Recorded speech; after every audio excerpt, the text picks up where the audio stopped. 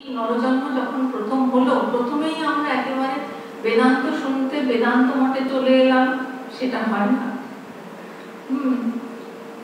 কত জন্মের আমাদের সাধনা, নিষ্কাম কর্ম করতে করতে, এই জগতের অনিত্যতা উপলব্ধি করতে করতে, তখন আমরা নিত্য বস্তুর খোঁজ করতে করতে আজকে আমরা এখানে এসে উপস্থিত হয়েছি।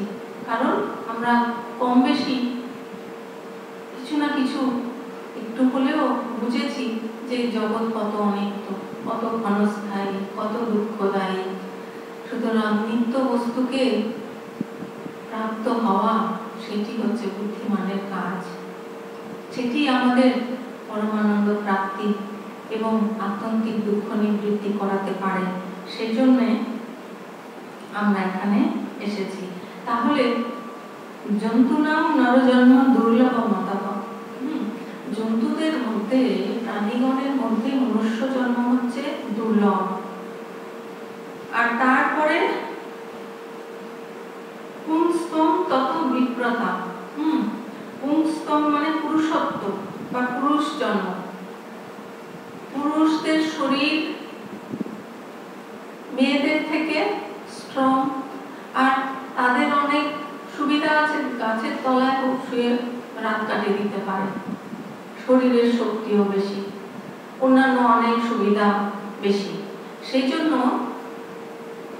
আর পুরুষদের এক ধরনের সংস্কার থাকে, এক ধরনের সংস্কার হলে তাদের পুরুষ শরীর হয়, অন্য ধরনের সংস্কার হলে নারী শরীর হয়। তাহলে যেই ধরনের সংস্কারে পুরুষ শরীর, সেই সংস্কার ওভারকাম করে ঈশ্বরের পথে অগ্রসর হওয়া আরো সহজ। সেই জন্য পুরুষ শরীর আরো বেশি উন্নত, সেটি মুক্তি লাভের পথে বেশি সহায়তাকারী। তাহলে পুরুষ জন্ম হচ্ছে শ্রেষ্ঠ। আর তার থেকে বিপ্রতা, বিপ্রতা অর্থাৎ ব্রাহ্মণত্ব। ব্রাহ্মণ কাকে বলা হয়? যারা বেদ পাঠ করেন, ব্রহ্ম অভ্যাস করেন, সর্বদা ব্রহ্মতত্ত্বে লীন থাকেন। শুধু আমরা ব্রাহ্মণ ঘরে জন্ম নিলেই কিন্তু ব্রাহ্মণ হয়ে যাব তা নয়। ব্রাহ্মণত্বের যে গুণগুলো, সেইগুলি যারা পালন করেন তারাই হচ্ছে ব্রাহ্মণ। তাহলে ব্রাহ্মণ বংশে জন্ম বা ব্রাহ্মণত্ব একটি তাদের যে বংশ পরম্পরায় যে একটা বেদ চর্চার যে একটা ট্র্যাডিশন চলে আসছে, তার তো তারা এখন অনেকটা নষ্ট হয়ে গেছে, কিন্তু আগে তো সেই ট্র্যাডিশনটা ছিল, সেই মেধা সেটা ছিল, এখনো আছে, এখনো সম্পূর্ণ চলে গেছে তা নয়। কিন্তু সেটি আমরা যত অভ্যাস করব তত বাড়বে। শুধু যে ব্রাহ্মণ বংশে জন্ম নিলেই হবে তা নয়, যদি অন্য ক্ষত্রিয়, বৈশ্য, শূদ্র ঘরে জন্ম নিয়েও যদি তার ব্যবহার, তার জীবন চর্চা যদি ব্রাহ্মণের মতো হয়, সে যদি বেদ চর্চা করে, সে যদি ব্রহ্মবিদ্যা চর্চা করে, ব্রহ্ম উপলব্ধি করে, তাহলেও তাকে ব্রাহ্মণ বলা হবে। তো তাহলে পুরুষ জন্ম হচ্ছে শ্রেষ্ঠ। তার থেকে আরো কি শ্রেষ্ঠ? ব্রাহ্মণ শরীর। কারণ ব্রাহ্মণ শরীর হলে অটোমেটিক কিছু গুণ সে বংশের থেকেই পেয়ে যায়। তার থেকে আরো কি দুর্লভ? তস্মাৎ বৈদিক ধর্ম মার্গ করতা, যে বৈদিক ধর্ম, যে নিষ্কাম কর্মরূপ যে ধর্ম, সন্ন্যাস রূপ নিবৃত্তাত্মক বৈদিক ধর্মানুষ্ঠান পরায়ণতা। এক হচ্ছে নিষ্কাম কর্ম, একটি হচ্ছে প্রবৃত্তি মার্গ, আর একটি হচ্ছে নিবৃত্তি মার্গ। এই দুটোই অর্থাৎ বৈদিক ধর্ম পরায়ণতা, এটি হচ্ছে আরো দুর্লভ। শুধু পুরুষ শরীর পাওয়া গেল তাহলেও হবে না, ব্রাহ্মণত্ব পাওয়া গেল তাহলেও হবে না, তার বৈদিক ধর্ম পরায়ণতা থাকতে হবে। বৈদিক ধর্মপরায়ণতা থাকাটা কিন্তু আরো দুর্লভ। তার থেকে আরো কি দুর্লভ, বিত্তোত্তম সন্ন্যাসের পরে বেদান্ত বাক্য শ্রবণ জন্য পরোক্ষ জ্ঞান বক্তা আরো শ্রেষ্ঠ। যে পূর্ব থেকে পর যে বিষয়গুলি আসছে সেইগুলো কিন্তু আরো শ্রেষ্ঠ। তাহলে পুরুষ জন্ম থেকে আরো শ্রেষ্ঠ মনুষ্য জন্ম হচ্ছে অত্যন্ত দুর্লভ, তার থেকে আরো শ্রেষ্ঠ পুরুষ শরীর, তার থেকে আরো শ্রেষ্ঠ ব্রাহ্মণ কুলে জন্ম, তার থেকে আরো শ্রেষ্ঠ বৈদিক ধর্মপরায়ণতা, তার থেকে আরো শ্রেষ্ঠ কি, যে বেদান্ত বাক্য শ্রবণ জন্য পরোক্ষ জ্ঞান, গুরু মুখে, আচার্য মুখে, শাস্ত্র মুখে বেদান্ত বাক্য শ্রবণ করে যে জ্ঞান লাভ হলো পরোক্ষ জ্ঞান, সেইটি কিন্তু আরো শ্রেষ্ঠ। কারণ কত মানুষের ঈশ্বর কথা শোনার আগ্রহই হয় না। এই যে এত কোটি কোটি মানুষের মধ্যে, কলকাতার কত কোটি কোটি মানুষের মধ্যে এই যে আমরা জনা কয়েক এখানে হাতে গুনে বলে দেওয়া যাবে আমরা উপস্থিত হয়েছি, তাহলে কত দুর্লভ, কত মানুষের আগ্রহই হয় না এদিকে ঈশ্বর কথা শোনা, বেদান্ত শ্রবণ, এগুলোর কোনো আগ্রহই হয় না। আর অনেকে এগুলো কোনোদিন শোনেইনি। আর যাদের এবার আগ্রহ হলো হয়তো আসারই সুযোগ হলো না, এত কাজের চাপ বা পরিস্থিতির প্রতিকূলতা, সুযোগই হলো না। আবার হয়তো অনেকের শোনার সুযোগ হলো কিন্তু মনে রাখতে পারলো না। খুব কম লোকেরই সেগুলো শোনার পরে সেটা মর্ম উপলব্ধি করার মতো সৌভাগ্য হয়। সেজন্য সেই বেদান্ত বাক্য জন্য যে পরোক্ষ জ্ঞান সেটি আরো দুর্লভ। এবার আমরা তো পরোক্ষ জ্ঞান লাভ করলাম, গুরু মুখে, আচার্য মুখে, শাস্ত্র থেকে জানলাম। তারপরে সেই শ্রবণ জন্য জ্ঞান, এটাকে বলে শ্রবণ জন্য জ্ঞান। বেদান্তের সাধন কি? শ্রবণ, মনন, নিদিধ্যাসন। তাহলে প্রথম হলো শ্রবণ, আমরা শুনলাম, জানলাম, ইনফরমেশনটা পেলাম, কিছুই জানতাম না, গুরু, আচার্য, শাস্ত্র আমাদের বলে দিলেন, আমরা জানলাম, ইনফরমেশনটা পেলাম। এবারে সেইটি জানার পরে আমাদের মনে অনেক সংশয় থাকে, কারণ আমাদের পূর্ব জন্মের অনেক সংস্কার থাকে, তো তার জন্য আমাদের মনে অনেক সংস্কার থাকার জন্য অনেক সংশয় উপস্থাপিত হয়। সেই যে সংশয় তাকে দূর করার জন্য মনন, চিন্তা করা, শাস্ত্র অধ্যয়ন করা, যেখানে সংশয় আছে আচার্যের কাছে গিয়ে সেই সংশয় নিরসন করা, সেইটি হচ্ছে আরো দুর্লভ। তাহলে শ্রবণ থেকে মননজনিত জ্ঞান আরো দুর্লভ, এবং মননের পরে নিদিধ্যাসন জনিত বিপরীত ভাবনা নিরাশ পূর্বক জ্ঞান। যে আমাদের এতদিন ধারণা ছিল আমি এই শরীর, আপনি কে? আমি মিস্টার অমুক, মিসেস অমুক, এইটাই আমাদের এতদিন ধারণা ছিল। জন্ম থেকে এটাই আমরা শুনে আসছি, এটাই জেনে আসছি। কেন জেনে আসছি? কারণ আমাদের এই জ্ঞানগুলো, এগুলো হচ্ছে জাগতিক জ্ঞান। এই জ্ঞান যারা দিচ্ছেন তারা জাগতিক জ্ঞানী, সেই জন্য তারা জাগতিক জ্ঞান দিচ্ছেন। অ্যাকচুয়ালি আধ্যাত্মিক দিক থেকে তারা কিন্তু অজ্ঞানী, তাই তাদের কাছে যে জ্ঞানটা আছে সেটি তো তারা দেবেন। তাহলে ওইটাই আমরা শুনে শুনে অভ্যস্ত, ওটাই আমাদের একেবারে মজ্জায় ঢুকে গেছে। এবার সেখান থেকে ওই অন্য বিপরীত একটা চিন্তাধারা, সেটাতে প্রতিষ্ঠিত হতে সময় লাগে। তার জন্য যে অন্যান্য আমাদের যে সংশয়গুলো সেগুলো দূর করতে হয়, সেগুলো মনন করে করে সংশয় নিবারণ করতে হয়। তারপরে মনন করে আমি বুঝলাম যে ঠিকই বলেছিস, আমি এই শরীর নই, কারণ এই শরীরের পরিবর্তন হয়ে যাচ্ছে, আমি দেখছি, আমি জানছি। যেটা আমি দেখছি জানছি সেটি আমি কি করে হব? যেটি আমি দেখছি জানছি তার থেকে আমি ভিন্ন, তাই তো? ভিন্ন হতে হবে তো। আপনি যেমন ওনাকে দেখছেন, ওনার থেকে আপনি আলাদা। সেরকম আপনি আপনার শরীর দেখছেন, তাহলে শরীর থেকে আপনি আলাদা, শরীর পরিবর্তন হয়ে যাচ্ছে।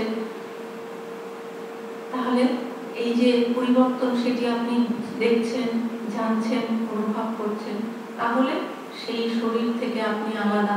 ঠিক সেই রকমই মনও পরিবর্তন হয়ে যাচ্ছে। কখনো মন ভালো, কখনো মন খারাপ, কখনো মন চঞ্চল, কখনো মন শান্ত, এগুলো সবই আমরা জানছি। তাহলে এই মন থেকেও আমি আলাদা, তাই না? আবার 10 বছর আগে আমার যেরকম চিন্তাধারা ছিল, যে সমস্ত বস্তুগুলো আমার কাছে খুবই মূল্যবান ছিল, এখন আর সেইগুলো আমার কাছে অত মূল্যবান নয়। এখন আমার কাছে ঈশ্বরই মূল্যবান, ওইগুলো আমার কাছে কোনো ভ্যালু নেই। তাহলে এই যে মনকে জানছি, তাহলে যিনি জানছেন আর যাকে জানছেন, এই দুটি ভিন্ন বস্তু। এখান থেকে আমরা বুঝতে পারছি যে তাহলে এই শরীরও আমি নই, মনও আমি নই। তাহলে মনন করে আমাদের এই জ্ঞানগুলো পাকা হলো বটে, কিন্তু সেটাতে প্রতিষ্ঠিত হতে গেলে, এস্টাবলিশড হতে গেলে, তার জন্য কি করতে হবে? ধ্যান, নিধিধ্যাসন যাকে বলা হয়, সেই তত্ত্বে প্রতিষ্ঠিত হওয়া, সেই তত্ত্বে আরূঢ় হওয়া। সেই শ্রবণের পরে মনন, মননের পরে নিধিধ্যাসন, নিধিধ্যাসন জনিত যে জ্ঞান, সেটি হচ্ছে মননের থেকেও শ্রেষ্ঠ। ব্রহ্মাত্মনা সংস্থিতি, যে সমাধিতে ব্রহ্মাত্মা রূপে অবস্থান রূপ মুক্তি। মুক্তি কি? মুক্তি কোনো বাইরের কোনো বস্তু নয়। ঈশ্বর লাভ মানে বাইরের আমি একটা কোনো বস্তু পেয়ে গেলাম, এই 4 হাতওয়ালা একটা মূর্তি, তার দর্শন পেয়ে গেলাম মানেই আমার ঈশ্বর লাভ হয়ে গেল, সেরকম নয়। যে সমাধিতে ব্রহ্মস্বরূপে স্থিতি, সংস্থিতি, সেইটি হচ্ছে মুক্তি। সেইটা হচ্ছে আরো শ্রেষ্ঠ। এবং এই শ্রেষ্ঠ কখন হয়? শতজন্ম কোটি সুকৃতৈহি, শতজন্ম কোটির স্বয়ংকৃত পুণ্য কর্মে। পুণ্যকর্ম কোনগুলো? আমাদের একটু আগে আলোচনা হয়ে গেল। অহিংসা, সত্য, অস্তেয়, ব্রহ্মচর্য, অপরিগ্রহ এবং কোন রকম নেশা না করা, এবং তার সঙ্গে নিষ্কাম কর্ম। আমরা যে কর্ম করি তার পেছনে একটা আমাদের স্বার্থ জড়িত থাকে।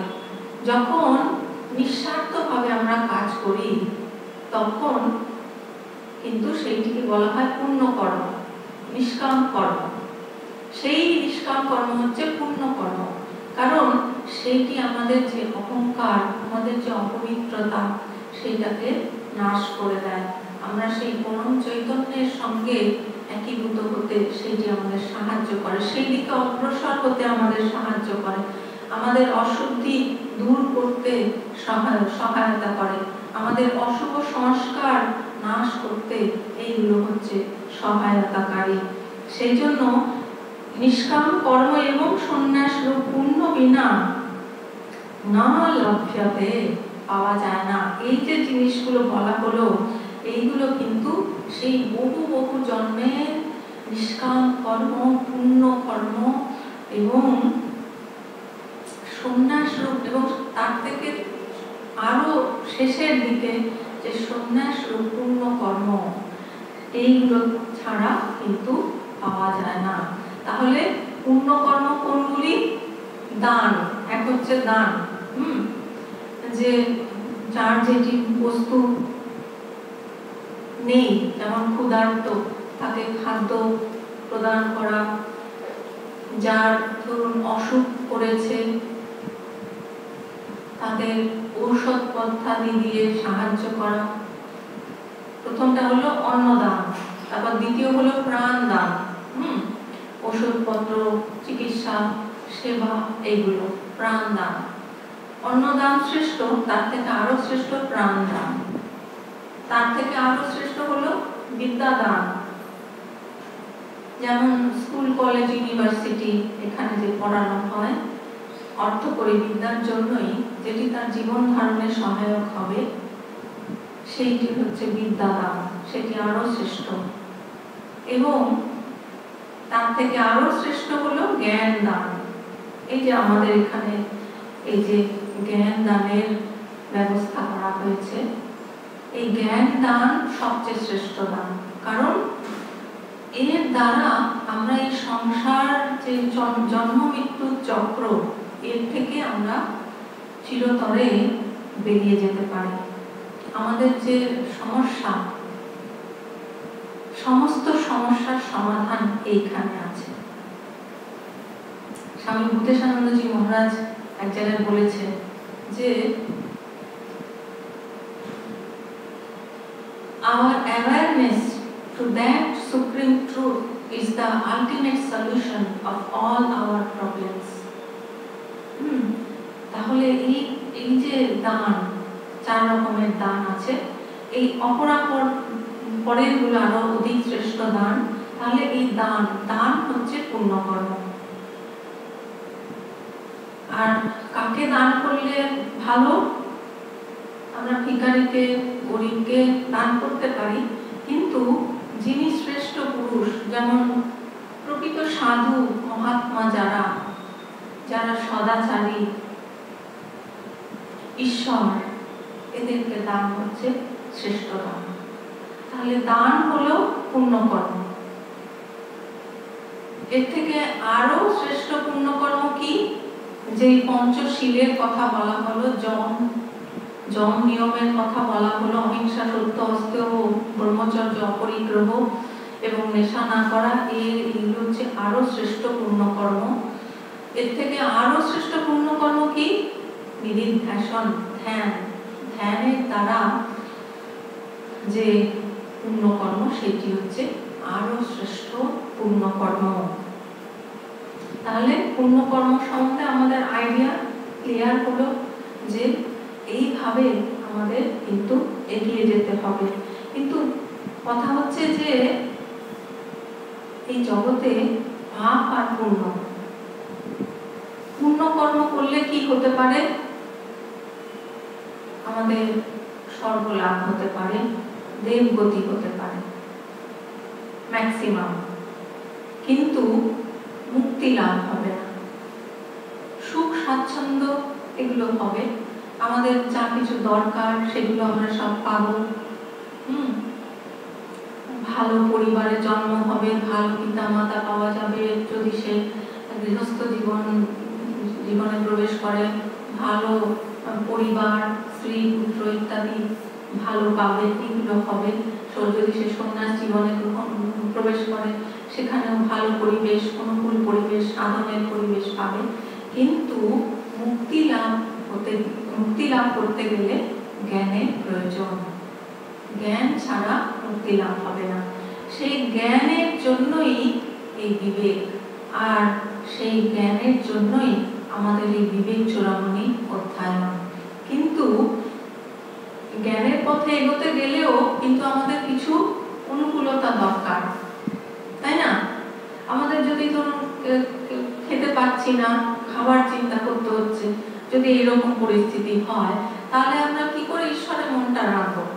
আমি কি খাবো, খাওয়ার চিন্তা। যখন আমার খাওয়ার চিন্তা নেই, যে খাবার এসে যাবে, পেয়ে যাব, তখনই কিন্তু আমরা ঈশ্বরে সম্পূর্ণ মনটা দিতে পারি। সেজন্য পুণ্যকর্ম সবসময় করতে হয় আমাদের অনুকূলতার জন্য। সাধন জীবনে অনুকূলতা প্রয়োজন। অনুকূলতার জন্য, মুক্তির পথে অগ্রসর হওয়ার জন্যও আমাদের কিন্তু পুণ্যকর্ম সবসময় প্রয়োজন।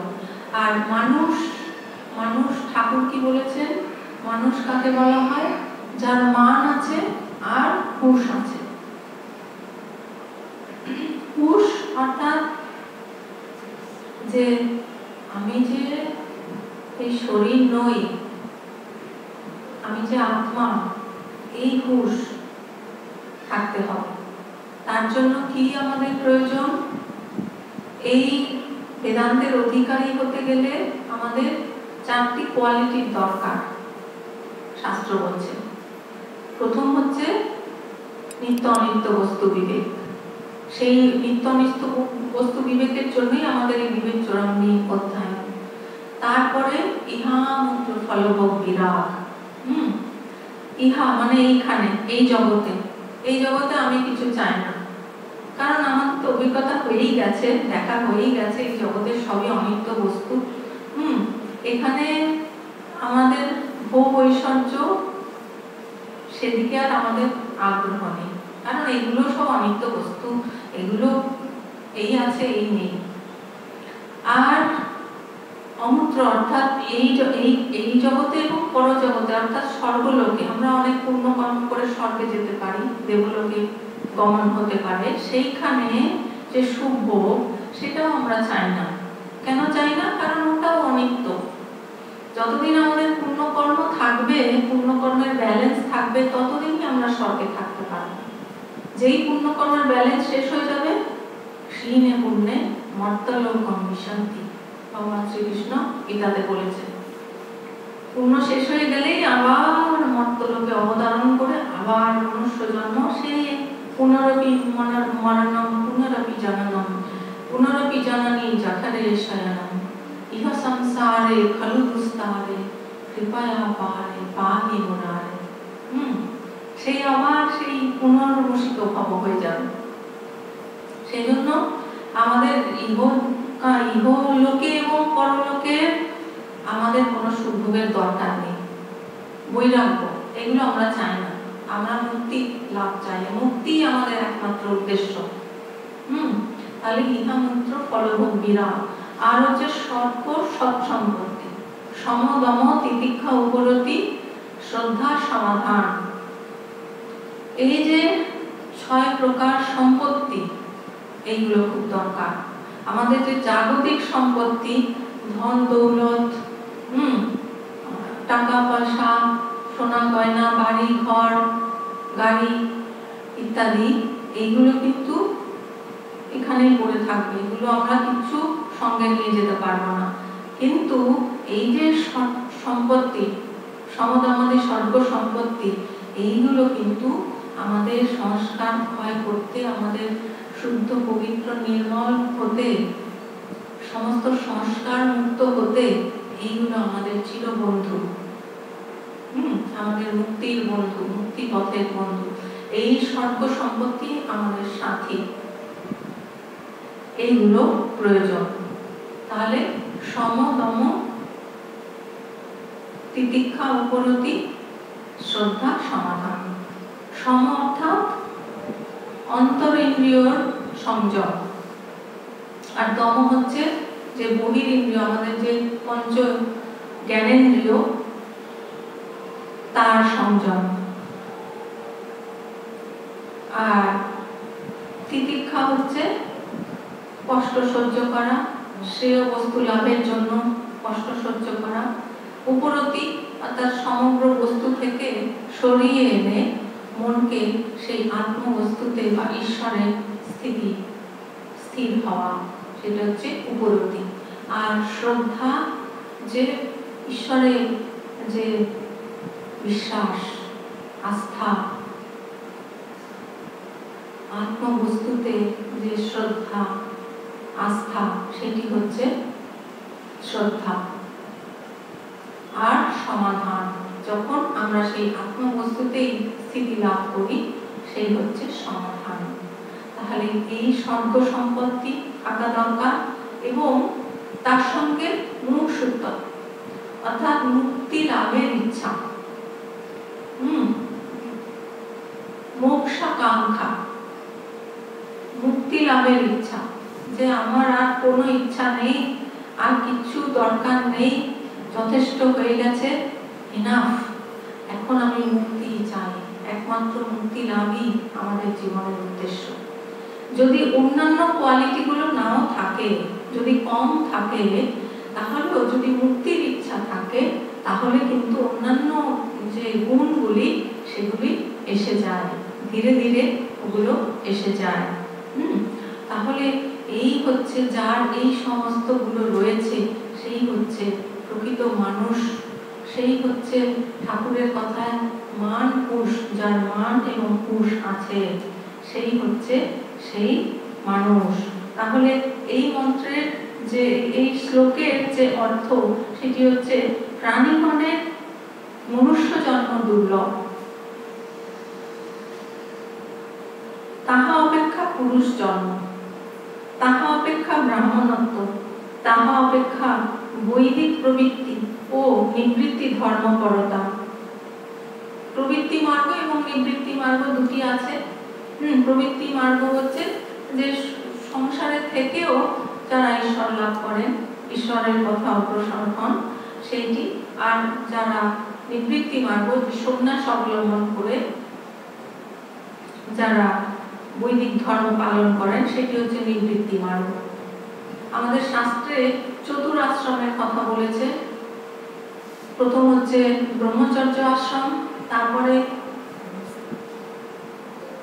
গার্হস্থ্য, তারপরে বানপ্রস্থ, তারপরে সন্ন্যাস। যারা ব্রহ্মচর্য, ধরুন আমাদের আয়ু যদি হয় 100 বছর, তাহলে 25% ইচ, তাহলে 25 বছর মোটামুটি অ্যাপ্রক্সিমেট 25 বছর ধরুন ব্রহ্মচর্য আশ্রমের জন্য।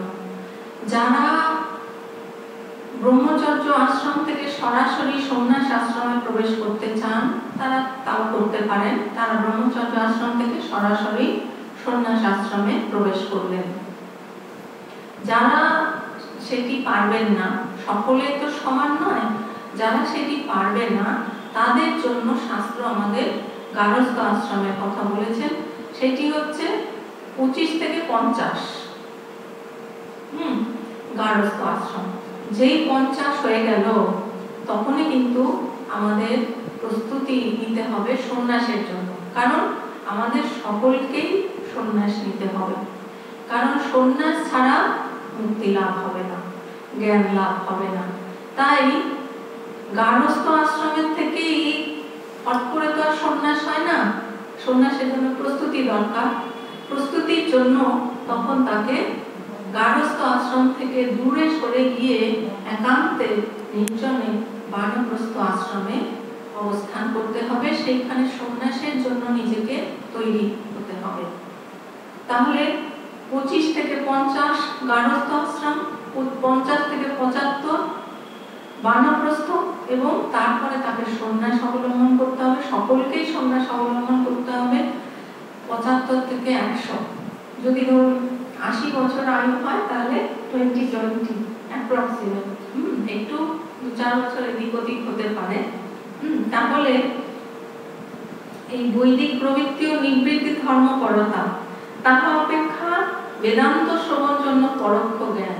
তাহলে আমরা কিন্তু সকলেই অনেক ভাগ্যবান, ভাগ্যবতী, কারণ বেদান্ত বাক্য শ্রবণ জনিত যে পরোক্ষ জ্ঞান সেটি কিন্তু ঈশ্বরের কৃপায় আমাদের লাভ হয়ে যাবে। এই বিবেক চূড়ামণি স্বয়ং ভগবান শঙ্করাচার্যের কৃপায়। তাহা অপেক্ষা মনোজন্য জ্ঞান, চিন্তন। প্রথম তো শুনলাম, শুনে এবার সেই তত্ত্বে আমার যত সংশয় সেগুলো নিরসন করা, সেটি হচ্ছে মনন, চিন্তা করে। সেই মনন জন্য জ্ঞান শ্রেষ্ঠ, তাহা অপেক্ষা নিদিধ্যাসন জন্য জ্ঞান আরো শ্রেষ্ঠ। সেই তত্ত্বে এস্টাবলিশড হওয়া, প্রতিষ্ঠিত হওয়া,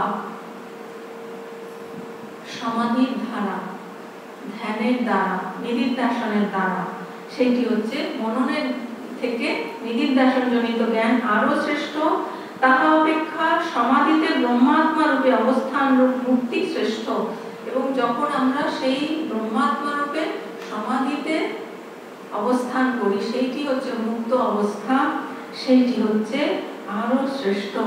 এই মুক্তি 100 কোটি জন্মের অনুষ্ঠিত নিষ্কাম কর্ম ও সন্ন্যাস রূপ পূর্ণ পরম্পরাক্রমে চিত্ত শুদ্ধাদি ব্যতীত লাভ করা যায় না।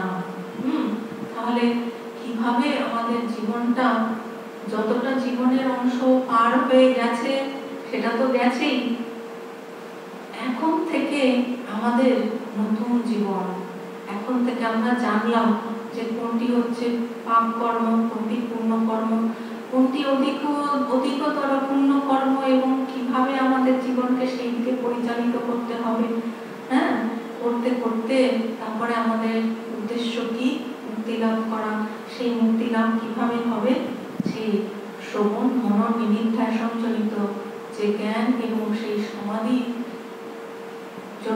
সমাধিজনিত যে জ্ঞান, সমাধিতে ব্রহ্মাত্মা রূপে অবস্থান রূপ যে মুক্তি, সেইটি লাভ করাই হচ্ছে আমাদের জীবনের উদ্দেশ্য। এবং সেই দিকেই আমাদের জীবন পরিচালিত হোক, এই প্রার্থনা।